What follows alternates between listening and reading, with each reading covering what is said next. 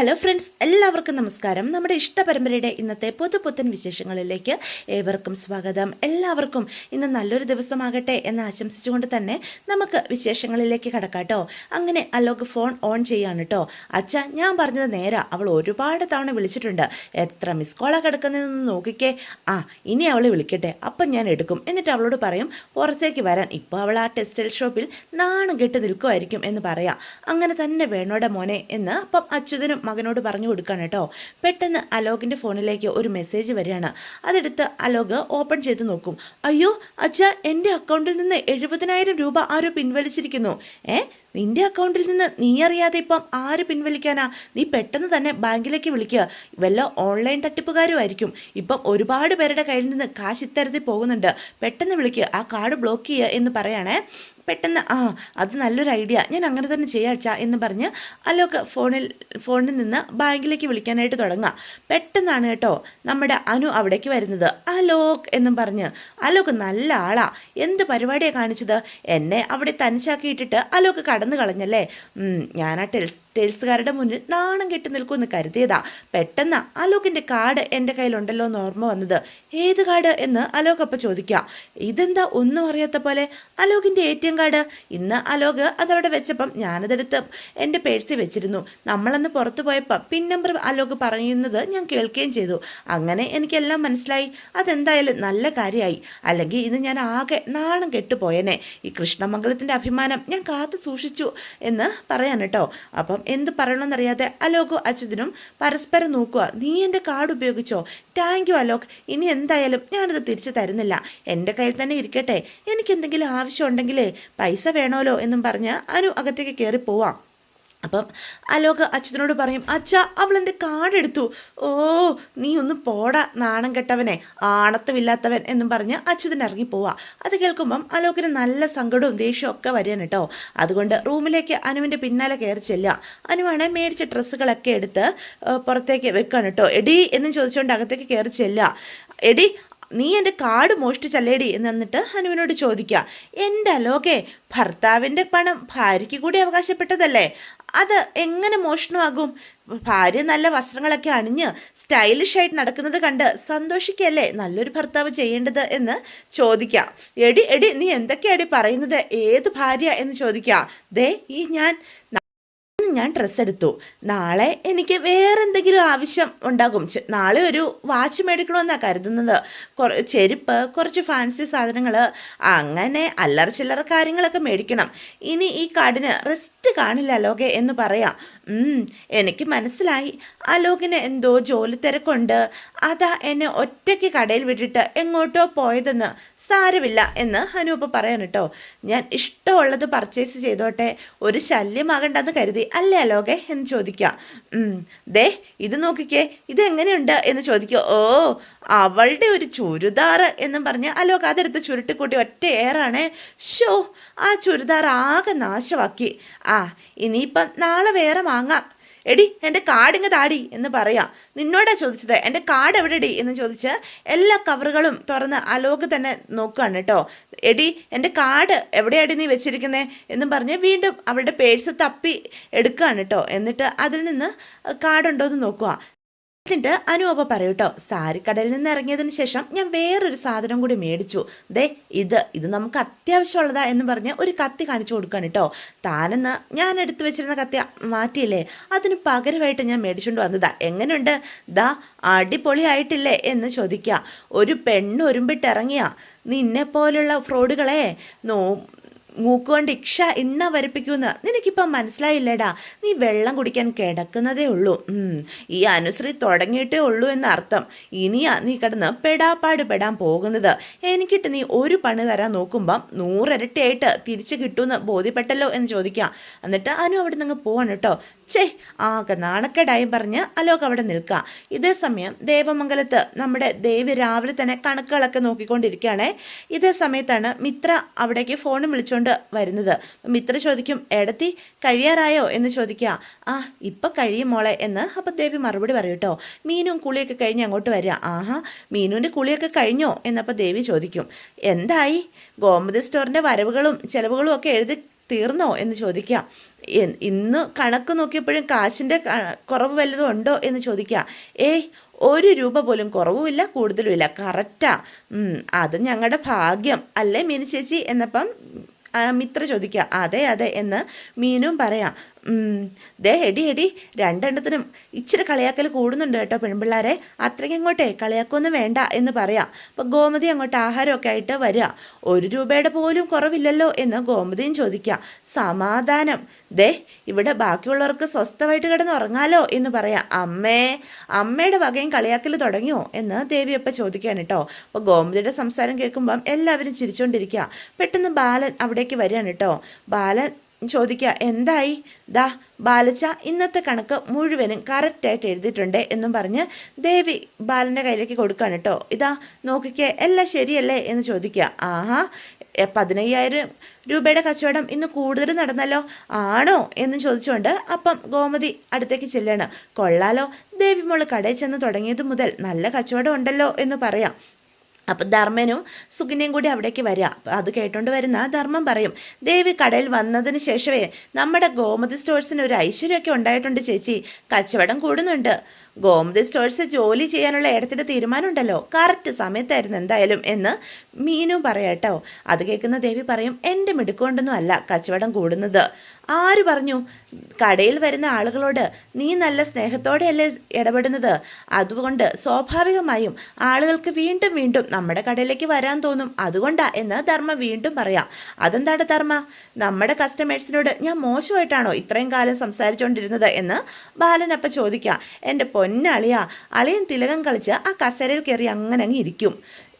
ദേവി അങ്ങനെയല്ല, വരുന്നവരോട് ചിരിച്ച് കളിച്ച് വർത്താനം പറയും. ബാലേട്ട കണ്ടല്ലോ, അവനിപ്പോൾ ദേവിമോളുടെ സൈഡായി ധർമ്മനിപ്പം. ആയിക്കോട്ടെ എന്ന് അപ്പോൾ ബാലൻ പറയാം.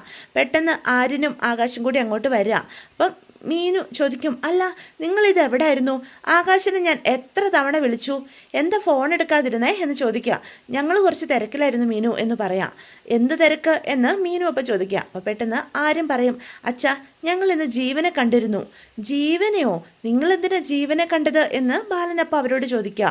അല്ല, ജലജാൻ്റെ ഇവിടെ വന്ന് പ്രശ്നം ഉണ്ടാക്കിയില്ലേ, അതിനെക്കുറിച്ച് ജീവനോടൊന്ന് സംസാരിക്കാമെന്ന് കരുതി. എന്ത് സംസാരിക്കാൻ? എടാ അവർക്ക് പറയാനുള്ളതെല്ലാം അവർ പറഞ്ഞിട്ട് പോയില്ലേടാ എന്ന് ബാലനപ്പം ചോദിക്കുക. പക്ഷേ അച്ഛ, നമുക്ക് ജീവനോട് നേരിട്ടൊന്ന് സംസാരിച്ചാൽ എന്തെങ്കിലും ഒരു വിട്ടുവീഴ്ച ഉണ്ടാകുമെന്ന് ഞാൻ കരുതി എന്ന് ആര്യൻ ആകാശോട് പറയാണ് കേട്ടോ. എടാ ആരോട് ചോദിച്ചിട്ടാടാ നീയൊക്കെ അവൻ്റെ കാല് പിടിക്കാൻ പോയത് എന്ന് ബാലനപ്പം ചോദിക്കുക. എന്താവശ്യം ഉണ്ടായിരുന്നത്? ബാലേട്ടാ എന്തിനാ ഇവരോട് ദേഷ്യപ്പെടുന്നത് എന്നപ്പോൾ ഗോമതി ചോദിക്കാം. ഗോമതി നീ ഒന്നും മിണ്ടരുത്, ദേ അവനൊക്കെ കാല് പിടിക്കാൻ പോയിരിക്കുന്നു, എന്താവശ്യമുള്ളത്? നിങ്ങളുടെ പെങ്ങള് അവർക്കുണ്ടാക്കിയിരിക്കുന്ന മാനക്കേടിൻ്റെ വിലയാ അവർ നമ്മളോട് ചോദിച്ചത്, അത് നമ്മൾ കൊടുക്കുകയും വേണം. അച്ഛാ ചെറിയൊരു തുകയല്ല അവർ ആവശ്യപ്പെട്ടത്, 1 കോടി രൂപയാ, നമുക്കത് നിസ്സാരമാണോ എന്ന് ആകാശ് ചോദിക്കുക. 1 കോടി രൂപ നിസ്സാരമല്ലെന്ന് എനിക്കറിയാം, പക്ഷേ ഞാൻ വാക്കു പറഞ്ഞതാ, ആ പണം കൊടുക്കാതെ വേറെ വഴിയില്ല എന്ന് ബാലൻ പറയാം. അച്ഛാ ഇത്രയും പണം 1 മാസത്തിനുള്ളിൽ നമ്മൾ എവിടെ നിന്ന് എടുത്ത് കൊടുക്കാനാ എന്ന് ബാലനപ്പം ചോദിക്കുക. എങ്ങനെയെങ്കിലും കൊടുത്തല്ലേ പറ്റൂ എന്ന് പറയാം. വീട് വിറ്റിട്ട് 1 കോടി രൂപ കൊടുക്കുന്നതൊന്നും അത്ര പ്രാക്ടിക്കൽ അല്ലച്ചാ എന്ന് ആകാശപ്പ പറയാം. അത് കേൾക്കുന്ന ബാലൻ പറയും, ഈ ദേവമംഗലം ഞാൻ വിയർപ്പൊഴുക്കി അധ്വാനിച്ച് ഉണ്ടാക്കിയതാ, ആവശ്യം വന്നാൽ ഞാനിത് വിൽക്കും, എന്നോട് ഒരുത്തനും ചോദിക്കാൻ വരണ്ട എന്ന് പറയാണ് കേട്ടോ ബാലൻ. അപ്പം ആകാശ് പറയും, അതെ അച്ഛൻ്റെ അധ്വാനവും വിയർപ്പും തന്നെയാണ് ഈ വീട്, അച്ഛൻ ഇഷ്ടം പോലെ എന്ത് വേണേലും ചെയ്യുകയും ചെയ്യാം, പക്ഷേ ദുരഭിമാനത്തിൻ്റെ പേരിൽ ഈ വീട് നഷ്ടപ്പെടുത്തരുത്, എനിക്ക് അത്രേ പറയാനുള്ളൂ. അപ്പോഴത്തേക്കും ബാലനാണെങ്കിൽ ആകാശനെ തല്ലാൻ തുടങ്ങുക. ബാലച്ച വേണ്ട എന്ന് പറഞ്ഞാൽ ദേവി അപ്പം ഇടയിൽ കയറുക. അത് കാണുന്ന ഗോമതിയും പറയും, ബാലേട്ട എന്താ ഇത് എന്ന് ചോദിക്കുക. എന്തൊക്കെയാ ബാലേട്ട ഈ ചെയ്തു കൂട്ടുന്നേ? ഇനി ഇതൂടെ ഈ കുടുംബത്തിൽ ബാക്കി ഉണ്ടായിരുന്നുള്ളൂ, ബാക്കിയെല്ലാം ഇവിടെ തികഞ്ഞു നിൽക്കുക, അച്ഛനും മക്കളും തമ്മി തല്ലുന്നത് കാണാൻ എന്നെ വരുത്തരുതേ ബാലേട്ട എന്നും പറഞ്ഞ് ഗോമതി കരയാണ് കേട്ടോ. ഞാൻ അല്ലെങ്കിൽ തന്നെ ആകെ തകർന്ന് നിൽക്കുക, ഞാനൊരു വാക്ക് പറഞ്ഞിട്ടുണ്ടെങ്കിൽ ആ വാക്ക് പാലിക്കാൻ എനിക്കറിയാം എന്ന് ബാലനപ്പം പറയാണ് കേട്ടോ. എനിക്ക് വേണ്ടി ആരും ഒന്നും ചെയ്യണ്ട എന്നും പറഞ്ഞിട്ട് ബാലൻ അവിടുന്ന് കയറി പോവുക. അയ്യോ എൻ്റെ ദൈവമേ, എന്തൊക്കെയാ ഞാൻ ഈ കാണുന്നേ, ഈ കുടുംബം കൈവിട്ടു പോയിക്കൊണ്ടിരിക്കുവാണല്ലോ എന്ന് ഗോമതി അവിടെ നിന്ന് കരഞ്ഞുകൊണ്ട് പറയാൻ കേട്ടോ. അമ്മ ഇങ്ങനെ വിഷമിക്കല്ലേ എന്ന് ദേവി അപ്പോൾ പറയാം. നമ്മൾ എങ്ങനെയെങ്കിലും ആ പണം ഉണ്ടാക്കും, നമ്മളെല്ലാവരും ബാലച്ചൻ്റെ കൂടെ ഇല്ലേ എന്ന് ദേവി ചോദിക്കാൻ കേട്ടോ ഗോമതിയോട്. എനിക്കൊന്നും അറിയില്ല മോളെ, ഒരു പെൺകുഞ്ഞിനെ പ്രസവിച്ച് സ്നേഹിച്ച് വളർത്തി, അവൾ കാരണം ഇപ്പം എന്തൊക്കെ വിഷമങ്ങൾ അനുഭവിക്കുന്നത്. അവൾക്ക് നല്ലൊരു ജീവിതം വേണമെന്ന് ആഗ്രഹിച്ചു. അതേ ഞാനും എൻ്റെ ബാലേട്ടനും സ്വപ്നം കണ്ടിട്ടുള്ളൂ. അതിൻ്റെ പരിണത ഫലമാണ് ഇന്ന് അനുഭവിക്കുന്നത്. ആ തെറ്റ് ഞങ്ങൾ ഞങ്ങളുടെ മോളോട് ചെയ്തിട്ടുള്ളൂ. അതിനവൾ ഞങ്ങൾക്ക് ഇത്രയും വലിയൊരു ശിക്ഷ നൽകിയല്ലോ. അതിനുള്ള ശിക്ഷയാണ് ഞങ്ങളിപ്പം അനുഭവിച്ചുകൊണ്ടിരിക്കുന്നത്. എത്രയായി ഒന്ന് സമാധാനത്തോടെ ഉറങ്ങിയിട്ട് എന്നും പറഞ്ഞ് ഗോമതി അവിടെ നിന്ന് പൊട്ടിക്കരയാണ് കേട്ടോ. ഗോമതിയെ എന്ത് പറഞ്ഞ് ആശ്വസിപ്പിക്കണമെന്നറിയാതെ മീനുവും മിത്രയും ഒക്കെ നിൽക്കുക. ദേവി തൊട്ടടുത്ത് തന്നെ ചേർന്ന് നിൽക്കുന്നുണ്ട്. ഇതേസമയം അച്യുതൻ കൃഷ്ണമംഗലത്ത് രാജശ്രീയോടും അലോകിനോടും സംസാരിക്കാനായിട്ട് വന്നിരിക്കുകയാണ്. അവർ 3 പേര് മാത്രമേ ഉള്ളൂ കേട്ടോ. എന്നിട്ട് അലോകിനോട് പറയും, ദേ ഞാനൊരു കാര്യം പറഞ്ഞേക്കാം, അനുശ്രീയെ എത്രയും പെട്ടെന്ന് ഒഴിവാക്കണം, അതാ നല്ലത്, അതാണ് എൻ്റെ അഭിപ്രായം എന്ന് പറയാം. അപ്പം അലോക് മിണ്ടാതെ നിൽക്കുക. നിങ്ങൾ 2 പേരോടും ഞാൻ എൻ്റെ സംശയങ്ങൾ 100 വട്ടം പറഞ്ഞതാ, അതിപ്പോൾ സത്യമായിട്ടാണ് വരുന്നത് എന്ന് ഇന്ന് നടന്നത് കണ്ടില്ലേ എന്ന് ചോദിക്കാം. ഇവൻ്റെ ക്രെഡിറ്റ് കാർഡ് ബുദ്ധിപൂർവ്വം നേരത്തെ അവൾ കൈക്കലാക്കി എന്ന് അച്യുതൻ പറയാണ്.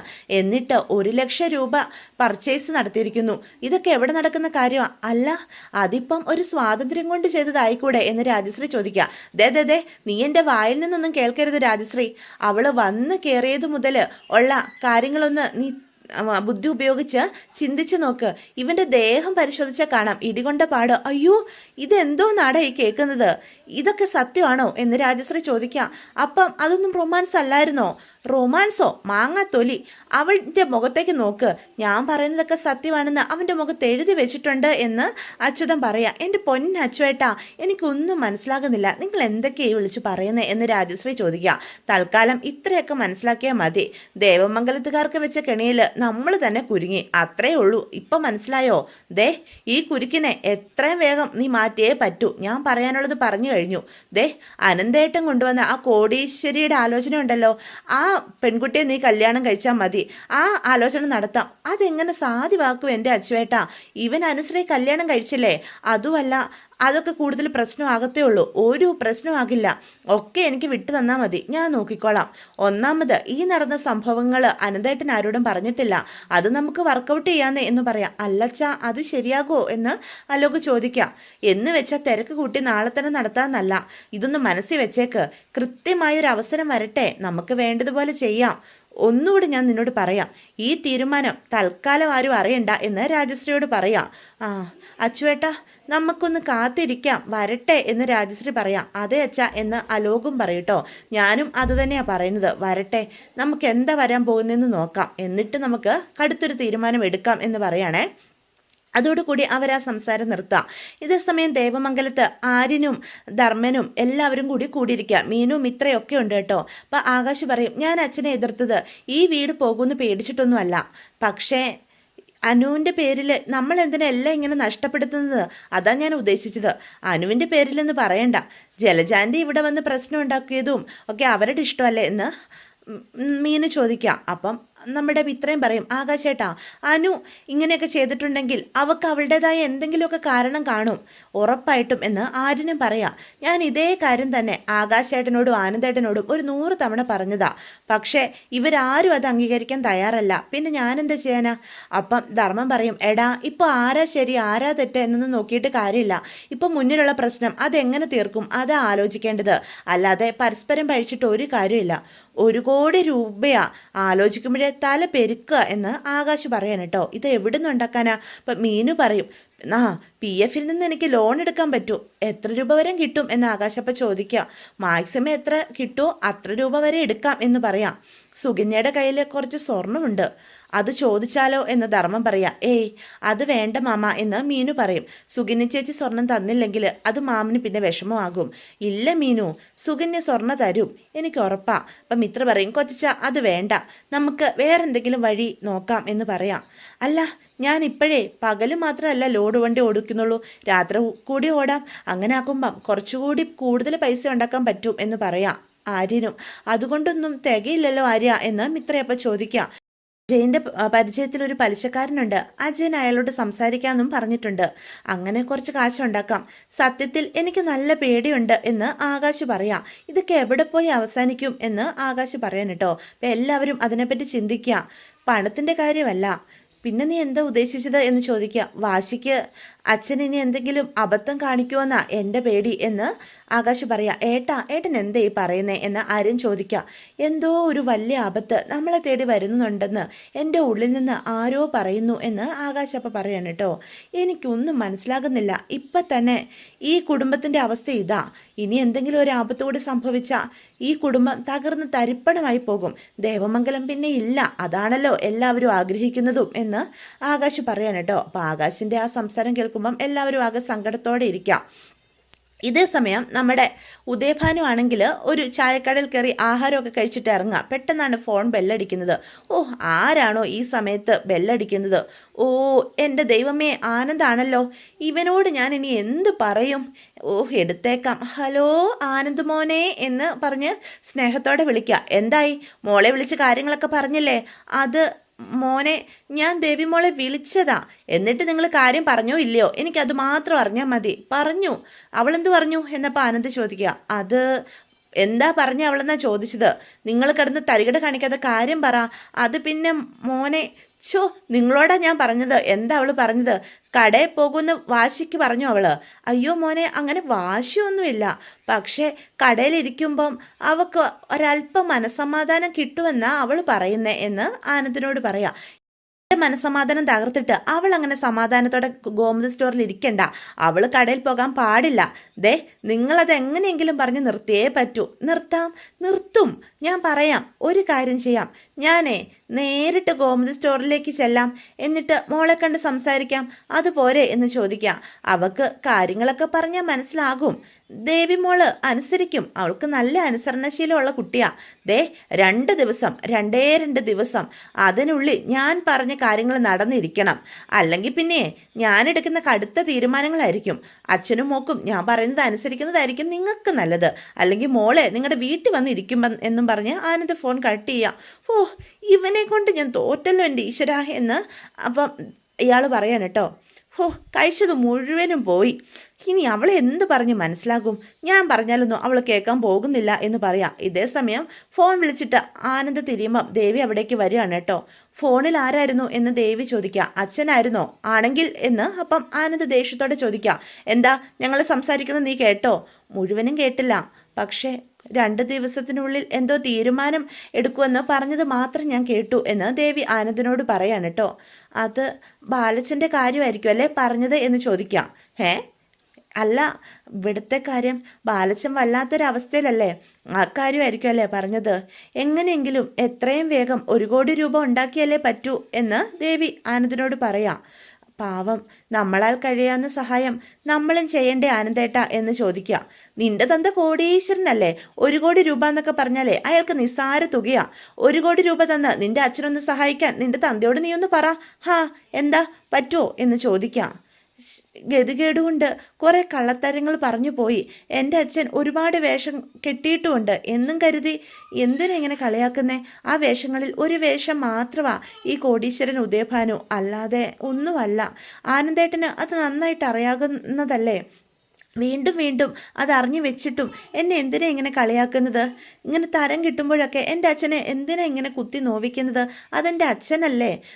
എടി, നീയും നിൻ്റെ അച്ഛനും കൂടി ചെയ്തു കൂട്ടിയ കള്ളത്തരങ്ങൾക്ക് നിങ്ങൾ കണ്ടെത്തിയ ന്യായീകരണമാണ് നിങ്ങളുടെ ഗതികേട് എന്ന് ആനന്ദ് പറയാം. ആനന്ദേട്ടാ, ചെയ്തതൊക്കെ തെറ്റാണ്. ആ ചെയ്ത തെറ്റിനുള്ള ശിക്ഷ ഞാൻ അനുഭവിക്കുന്നുമുണ്ട്. ആനന്ദേട്ടൻ എന്നോട് വഴക്കിടില്ലെങ്കിൽ ഞാനൊരു കാര്യം പറഞ്ഞോട്ടെ. ആദ്യം നീ കാര്യം എന്താണെന്ന് പറ, അതിനുശേഷം വഴക്കിടണോ വേണ്ടോ എന്നൊക്കെ തീരുമാനിക്കാം എന്ന് ആനന്ദ് പറയാം. അപ്പം ദേവി പറയൂട്ടോ, എൻ്റെ കയ്യിൽ കുറച്ച് സ്വർണ്ണം ഇരിപ്പുണ്ട്. അത് നമുക്ക് ബാലച്ചന് കൊടുക്കാം. ബാലച്ചനെ സഹായിക്കാനായിട്ട് ഞാൻ ആ സ്വർണം തന്ന അത് ഫ്രോഡ് ഉദയഭാനു തന്ന സ്വർണ്ണമല്ലേ? അയാളുടെ സ്വഭാവം വെച്ചിട്ട് അത് മുഴുവനും മുക്കുവണ്ടമായിരിക്കും എന്ന് പറയാം. ഒരു ഗ്രാം പോലും അതിൽ സ്വർണം കാണത്തില്ല. അത് പണയം വയ്ക്കാൻ ചെന്നാലേ ഞാൻ ജയിലിൽ കിടക്കും എന്ന് ആനന്ദ് പറയും. അയ്യോ, അത് എനിക്ക് അച്ഛൻ തന്നത് എന്ന് പറയും. ഇതേ ഞങ്ങളുടെ കുടുംബ പ്രശ്നമാണ്. ഈ പ്രശ്നം എങ്ങനെ പരിഹരിക്കണമെന്ന് എനിക്കറിയാം. ഈ കുടുംബത്തിന് പുറത്തുള്ള നീ ഈ കാര്യത്തിലൊന്നും ഇടപെടണ്ട, മനസ്സിലായോടി എന്ന് ചോദിക്കുകയാണ് കേട്ടോ. എന്നിട്ട് ആനന്ദ് അകത്തേക്ക് കയറി പോവാണേ. അത് നമ്മുടെ ബാലൻ വാങ്ങിച്ചു കൊടുത്ത സ്വർണ്ണമാണ്. അത് പറയാൻ പോലും സമ്മതിക്കുന്നില്ല. അപ്പോൾ ദേവിയാണെങ്കിൽ എന്തു പറയണമെന്നറിയാതെ ഇങ്ങനെ നിൽക്കുകയാണ് കേട്ടോ. ആനന്ദേട്ടൻ തന്നെ ഇത്രയധികം വെറുത്തുപോയോ, ഈ കുടുംബത്തിൽ ഒരാളായിപ്പോലും തന്നെ ആനന്ദേട്ടൻ ഇപ്പോൾ കാണുന്നില്ലല്ലോ എന്നൊക്കെ വേദനയോടെ ദേവി ചിന്തിക്കുകയാണ് കേട്ടോ. ഇതേ സമയം രാവിലെ തന്നെ ഗോമതി ചെടികൾക്കൊക്കെ വെള്ളം നനച്ചുകൊണ്ടിരിക്കുകയാണ്. അപ്പോൾ കൃഷ്ണമംഗലത്ത് നിന്ന് അനുശ്രീ ഇത് കാണുക. ഗോമതി ദേവമംഗലത്തിൻ്റെ മുറ്റത്ത് നിൽക്കുന്നത് അമ്മയെ കാണുമ്പം അനുശ്രീ ഒരുപാട് സങ്കടത്തോടെ അമ്മയുടെ അടുത്തേക്ക് ചെല്ലാനായിട്ട് തുടങ്ങുകയാണ് കേട്ടോ. അമ്മ എന്നോട് മിണ്ടുവോ എന്നൊക്കെയുള്ള ചിന്ത വരിക. അപ്പോൾ ഇന്ദിരാമ്മ അടുത്തേക്ക് വരികയാണേ. എന്താ മോളെ, നീ എന്താ ഈ ചിന്തിച്ച് നിൽക്കുന്നത് എന്ന് ഇന്ദിരാമ്മ ചോദിക്കുകയാണ്. മോളെ, ഇവിടെ നിന്ന് നോക്കുമ്പോൾ ദേവമംഗലത്ത് നിന്ന് നീ ഒരുപാട് ദൂരെയായി പോയെന്ന് നിനക്കിപ്പോൾ തോന്നുന്നുണ്ടല്ലേ എന്ന് ഇന്ദിരാമ്മ ചോദിക്കുക. ആ, നിനക്ക് നിൻ്റെ അമ്മയോട് സംസാരിക്കണമെന്നുണ്ടോ എന്ന് വീണ്ടും ചോദിക്കുക. പറ മോളെ, സംസാരിക്കണോ നിനക്ക് എന്ന് ഇന്ദിരാമ്മ വീണ്ടും ചോദിക്കുക. അപ്പം അനു പറയും, വേണ്ട മുത്തശ്ശി, അമ്മയ്ക്ക് ദേഷ്യമായിരിക്കും. അമ്മയ്ക്ക് എന്നോട് ഒരിക്കലും ക്ഷമിക്കാൻ കഴിയില്ല. അവളുടെ ഉള്ളിൽ നിന്നോട് ഒരു ദേഷ്യവും ഇല്ല. അങ്ങനെ ദേഷ്യം ഉണ്ടായിരുന്നെങ്കിൽ നീ പരീക്ഷയിൽ നല്ല മാർക്ക് വാങ്ങിയപ്പം അവൾ പായസം ഒന്നും ഉണ്ടാക്കില്ലല്ലോ എന്ന് ഇന്ദിരമ്മ ചോദിക്കുക. മീനാക്ഷിയുടെ പിറന്നാളാണെന്ന് കള്ളം പറഞ്ഞ പായസം അവളെ എൻ്റെ കയ്യിൽ തന്നത് നീ ആ പായസം കഴിക്കണമെന്ന് അവൾ ആത്മാർത്ഥമായിട്ട് ആഗ്രഹിച്ചതുകൊണ്ടല്ലേ? എന്നാലും മുത്തശ്ശി, ഒരെന്നാലുമില്ല, നീ പോയി സംസാരിക്ക്. അമ്മമാർ മക്കളോട് പിണങ്ങും എന്നും കരുതി മക്കളെ ഒരൊരിക്കലും വെറുക്കില്ല മോളെ, അതെനിക്കറിയാം എന്ന് പറയാണ്. ദേവമംഗലത്തില്ലെങ്കിലും നിന്റെ ഓരോ കാര്യങ്ങളും ഗോമതി അവിടെ നിന്ന് ശ്രദ്ധിക്കുന്നുണ്ട്. അമ്മമാരുടെ മനസ്സ് അങ്ങനെയാ മോളെ. അവരുടെ മക്കള് എപ്പോഴും സന്തോഷത്തോടെ ഇരിക്കണമെന്നേ അവരാഗ്രഹിക്കൂ. ചെല്ല്, നീ പോയി അമ്മയോട് സംസാരിക്ക്. ആദ്യം നീ നിന്റെ അമ്മയോട് അടുത്തേക്ക് ഒരു ചുവട് വെക്ക്. അവൾ ചിലപ്പോൾ നിന്നോട് ദേഷ്യം കാണിക്കും, പക്ഷേ അതൊക്കെ പതിയെ പതിയെ മാറും എന്ന് ഇന്ദിരമ്മ പറഞ്ഞു കൊടുക്കുക. ദേ, അവൾ തന്നെ നിനക്കുള്ള വഴി തുറന്നു തരികയും ചെയ്യും. പോയിട്ട് വാ മോളെ. അവൾ എന്ത് പറഞ്ഞാലും ഇപ്പം നീ അത് കേൾക്കാൻ ബാധ്യസ്ഥയാ. പക്ഷേ നിങ്ങൾക്കിടയിലെ ഈ മതിൽക്കെട്ട് അത് എത്രയും വേഗം തകർക്കണം, അല്ലെങ്കിൽ വലിയ അകൽച്ചയായി മാറും എന്ന് പറഞ്ഞു കൊടുക്കണം കേട്ടോ. അപ്പോൾ ഇന്ദിരമ്മ കൂടി നിർബന്ധിച്ചത് കൊണ്ട് അമ്മയുടെ അടുത്തേക്ക് ചെല്ലാൻ തന്നെ അനുശ്രീ തീരുമാനിക്കുകയാണ്. അപ്പോൾ ഗോമതിയുടെ അടുത്തേക്ക് അനു പതിയെ ചെല്ലുവാണ് കേട്ടോ. അപ്പോൾ ഗോമതി അത് കാണുന്നില്ല. അപ്പോൾ അടുത്തെത്തിയിട്ട് മതിലിൻ്റെ സൈഡിൽ വന്ന് നിൽക്കുക. എന്നിട്ട് അമ്മേ എന്നും പറഞ്ഞ് വിളിക്കുകയാണ് കേട്ടോ. അപ്പോൾ അനുവിൻ്റെ വിളി കേൾക്കുമ്പോഴത്തേക്കും ഗോമതിക്കാണെങ്കിൽ ഒരുപാട് സന്തോഷമോ സങ്കടമോ എന്തൊക്കെയോ സമ്മിശ്ര വികാരങ്ങളാണ് കേട്ടോ വരുന്നത്. ഇങ്ങനെ കണ്ണീരോടുകൂടി നോക്കുവാണേ. അപ്പം അനുവിനും സന്തോഷമാവുക അമ്മേ എന്നും പറഞ്ഞുകൊണ്ട്. അപ്പം ഇത് പെട്ടെന്ന് ഇതെല്ലാം കൃഷ്ണമംഗലത്തിൽ നിന്ന് ഇന്ദിരാമ്മയെ കാണുന്നുണ്ട്. പെട്ടെന്നാണ് കേട്ടോ ഗോമതിയുടെ മനസ്സിലേക്ക് അനുശ്രീ ഉണ്ടാക്കി വെച്ച നാണക്കേടും അപമാനവും അതിൻ്റെ ഫലമായിട്ട് ഇപ്പോൾ അനുഭവിക്കുന്ന പ്രശ്നങ്ങളും എല്ലാം മനസ്സിലേക്ക് ഓടി വരുന്നത്. അത് സഹിക്കാനായിട്ട് ഗോമതിക്ക് സാധിക്കുന്നില്ല കേട്ടോ. പെട്ടെന്ന് തോന്നിയ വാത്സല്യം സ്നേഹവും ഒക്കെ മാറി അവിടെ ദേഷ്യവും പകയും ഒക്കെ ഗോമതിയുടെ മുഖത്തേക്ക് എത്താണ് കേട്ടോ. അവിടെ ഇരുന്ന വെള്ളം, അതൊരു ബക്കറ്റിൽ കുറച്ച് വെള്ളം ഇരിപ്പുണ്ടായിരുന്നു, അത് മുഴുവനും എടുത്ത് അനുവിൻ്റെ മുഖത്തേക്ക് വലിച്ചെറിയാണ് ഗോമതി. അപ്പം ഇന്ദിരാമ്മയും ഇങ്ങനെയൊന്നും പ്രതീക്ഷിച്ചിരുന്നില്ല. അനു അകത്ത് തകർന്നു പോവാണ്. അമ്മയോ, ആരാടി നിൻ്റെ അമ്മ എന്ന് ഗോമതി അനുവിനോട് ചോദിക്കാം. അമ്മ പോലും എന്നും പറഞ്ഞ് ദേഷ്യത്തോടെ നിൽക്കുക. അത് കേൾക്കുന്ന അനുശ്രീ ഞെട്ടിത്തെറിച്ച് നിൽക്കുകയാണ് കേട്ടോ. തൻ്റെ അമ്മ തന്നെ ഇത്രയധികം വെറുത്തു പോയോ എന്ന് അനു ഒരിക്കലും വിചാരിച്ചിരുന്നില്ല. അതോടുകൂടി ഇന്നത്തെ എപ്പിസോഡ് അവസാനിക്കുകയാണ്. അപ്പോൾ ഇതൊക്കെയാണ് ഇന്നത്തെ വിശേഷങ്ങൾ. വീഡിയോ ഇഷ്ടപ്പെട്ടുവെങ്കിൽ ചാനൽ സബ്സ്ക്രൈബ് ചെയ്യാൻ മറക്കരുത്, ലൈക്ക് ചെയ്യാനും മറക്കരുത്. നിങ്ങളുടെ അഭിപ്രായങ്ങൾ കമൻസ് വഴി എന്നെ അറിയിക്കാനും മറക്കരുത്.